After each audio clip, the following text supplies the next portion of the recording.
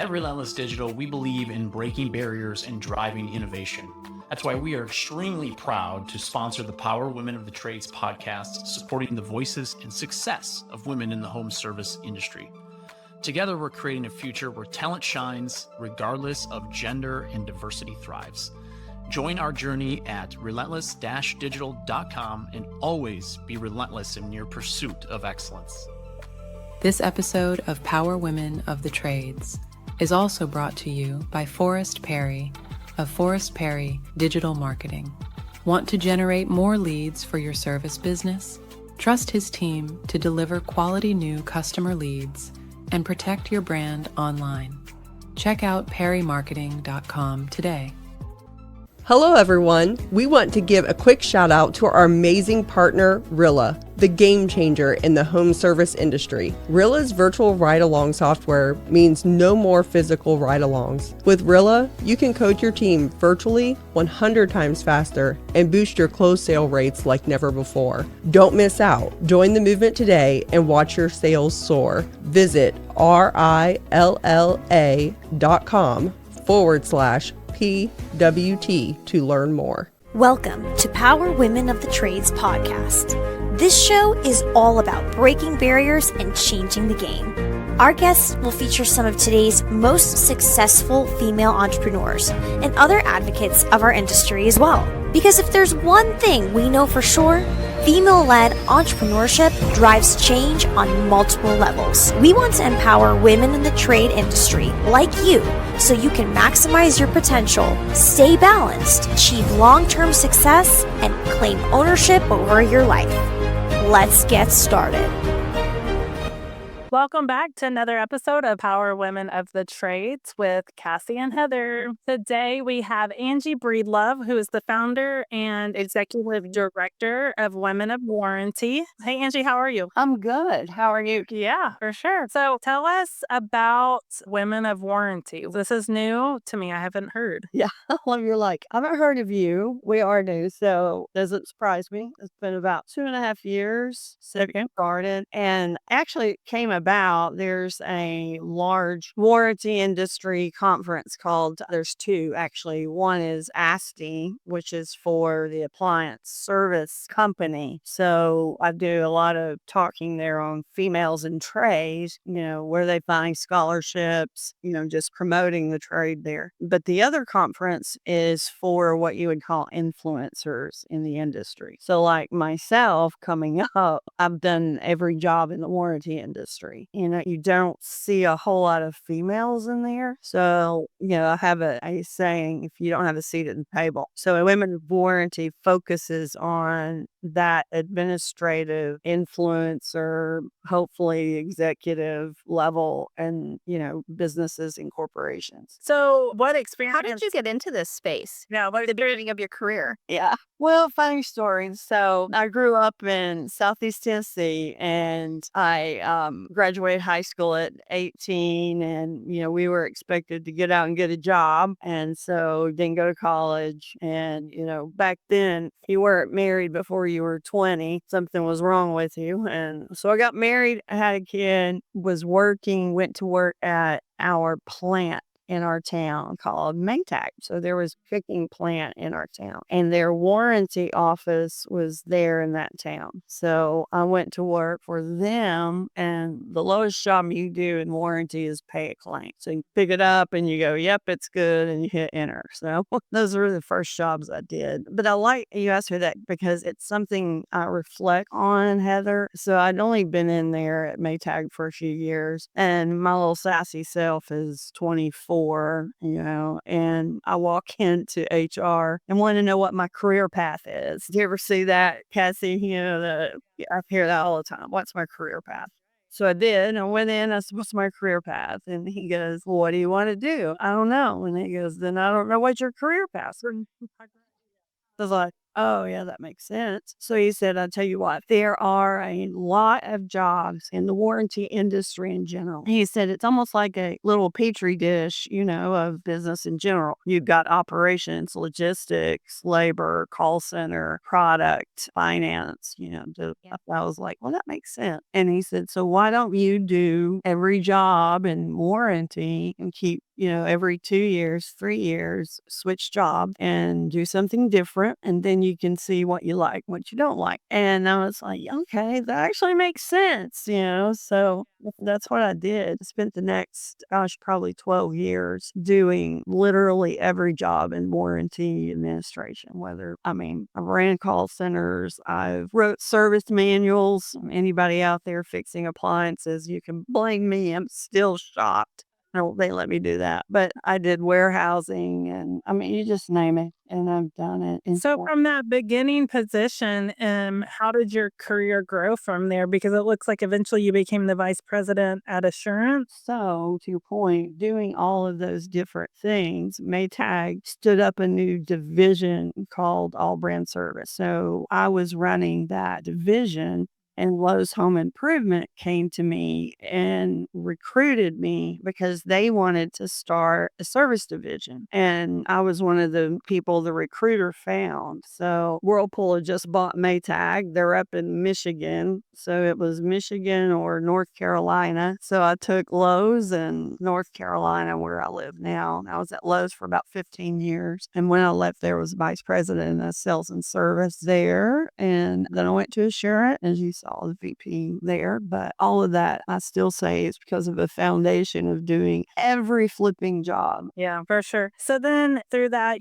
like you said, you were just going through, you saw the need of one of the things you said was, if you don't have a seat at the table, you don't have a seat, which you don't. But I believe if you don't have a seat at the table, then you make it. You make a seat. So it sounds like you found that in the women, by creating Women of Warranty. You're absolutely right. And you do make a seat. You also, when they invite you, you don't sit back against the wall and go, no, I'm okay. And of course, I'm using this, metaphorically, but, I do a lot of speaking in women's groups like, Lowe's, Whirlpool, GE will invite me because, I'm close to what they do. And what I see so often is women will say, how did you get there? And like it's a secret sauce. And you guys are younger, thank God. You probably won't have to, do that. How did you get there? But what I'll tell women is, all right, I'm just going to be bluntly honest with you. Depending on how far you want to go, you're going to have to run a P&L. You're going to have to know your numbers. You're going to have to know what profit, how to sell what makes your costs, and how do you figure your losses and price it right? And then you're probably going to have to move 5 times. Those things are almost expected. You know what I mean? As you start going to that level, that makes sense. Yeah. What was the most challenging thing for you as you grew on your career path into creating Women of Warranty? What were some of the things that you had to overcome on that path? Thank you. Good question. When I was at Maytag, I wanted to do like a Women of Warranty. But at Maytag, I'd started when I was 18 years old. So it was hard for them to see me, as an adult, almost 40-year-old. At least that I felt like it. And then whenever I went to Lowe's, and it's not that warranty is not big at Lowe's, but I filled a bigger role there. I sat on the women's board. We were one of the founding sponsors, Women Build. I don't know if you've ever seen that or if you ever get a chance to, but so I got to sit on Women Build and work with them with Habitat, and just seeing all that still made my passion, and I have 2 daughters for females. So once I got old enough and the chance and the money and knew enough people, I said, I'm going to do it. We're going to start it. So it was at the end of COVID, and I just picked my network up and got a board and, started working out in the industry and conferences and things like that to get us up and going. That's cool. There's some things that I think about with my mom, because my mom started in a glass factory. And so there's so many Most businesses' online presence is boring. And by being boring, they're losing out on potential sales and customers. Being interesting and exciting is what draws customers in and gets them to buy from you. But it's hard to be interesting online when you're focused on running your business and taking care of your customers. It doesn't have to be this way. We have the key to unlocking the solution to your problem. Key Heart Marketing can help take your business from boring to brilliant on social media. We can vouch for them. They run our podcast socials. If you want to have a strong social media presence that allows customers to know, like, and trust you, connect with Key Heart Marketing at keyheartmarketing.com. Knowing my mom's story and how she started in the glass factory as just like an entry-level factory worker, and then now knowing where she's at now in her career, I just think it's inspiring to hear stories like that, to hear like where you started. You started in that factory, got into the warranty, and then you were able to build the career there. My mom was able to do the same thing, and like amazing at her job, is like does huge things, but who would have thought that she would have been able to build that career that she did through a factory? I think it's just inspiring to people to think that we talk a lot about, college degrees, and I don't want to get off on that subject again because it's not. I'm not trying to go with that, but there is a lot of opportunity in this world that's out there that will remain, whether AI comes into our space or not, that will remain needed with people. And factories listen, like robots and AI and those types of things are not new to factories. Factories have been doing those types of things for a long time, but there's still people operating them. And there's just a lot of opportunity that kind of gets missed or looked over by the blue collar workers of our nation, but are actually doing really big things and creating really massive careers inside of those positions. I love what you're saying, because here's something that I bring into whenever I speak. Now, I do a lot of appliances. We use a lot of appliance references and Lowe's since I was there for 15 years. So I apologize right now. But 72% of appliances are purchased by women. Thank holds, right? Right. If you look at warranty administration jobs, 78% are fulfilled by women. These are jobs, right? But less than 25% of executives, leaders, or business owners are female. So think about it. It was like, wait a minute, Ange,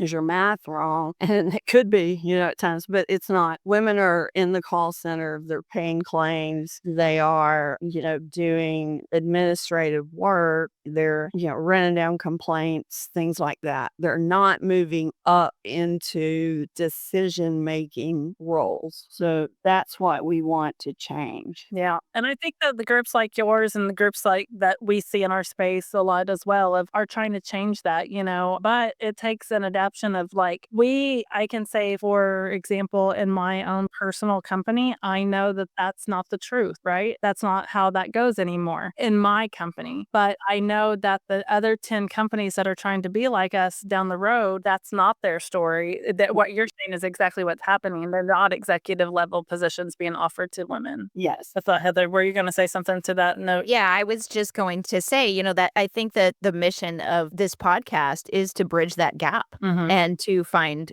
how do we make that pathway for women to feel more empowered to take on those roles and those positions. They'll also got to wake up. Okay. So, Cassie, I love what you're talking about AI. So I was thinking the pendulum over here. Oh my God, AI is going to be the end of our world. And then I've seen the pendulum over here of, AI is going to make everything free and, well, everything will be solved, But I'll use a really good example of something AI won't know. I mean, I don't care how much data it churns out. And it's an example of those, 72% bought dishwasher, but these 25% of men they're literally locked in a ring. They're white, over 50, and their spouses are probably stay at home or, they're an executive as well. Okay. So they're designing, think about it, they're designing the in-home repair experience for, these customers that they have. And here's what I call out when I'm talking to them. I said, men, you've never experienced this where you had to call a refrigeration company to come fix your refrigerator. And you look and you're a little scared because you're home alone. Okay. And then this guy comes up. Sorry, he looks big. You're home alone. Maybe your house is out somewhere. So you let him in and you go down at the base of the stairs and you're like, hey, honey, hey, Tim. Yeah, the refrigerator guy's here. Okay. There's no Tim upstairs. You're doing it because you're afraid and you don't want that guy to think you're in the house alone. So AI is not going to find that.